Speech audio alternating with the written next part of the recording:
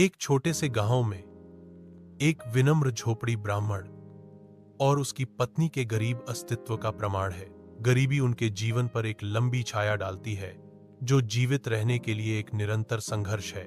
अचानक मेहमान उनके दरवाजे पर प्रकट होते हैं, जो शांत निराशा को बाधित करते हैं।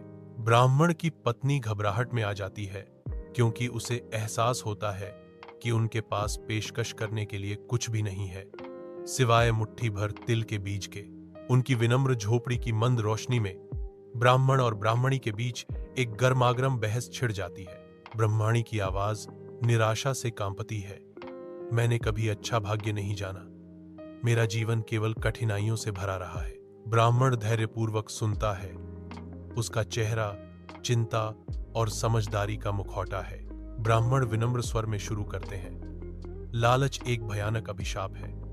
मैं तुम्हें एक कहानी सुनाता हूं। वह एक सियार की कहानी सुनाना शुरू करता है, जिसकी लालच ने उसकी मृत्यु का कारण बना।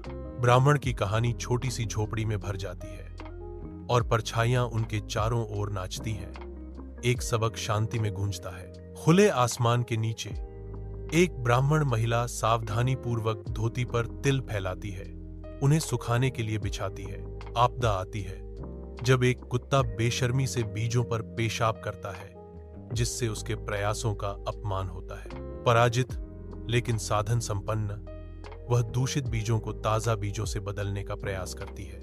वह एक घर के पास जाती है, उम्मीद करती है कि वह अपनी धोखेबाजी को बिना किसी का ध्यान आकर्षित किए पूरा कर लेगी, लेकिन वह पकड़ी जाती है, क्योंकि गृहिणी का बेटा अर्थशास्त्र पढ़ रहा है और समझता है कि कुछ गलत है।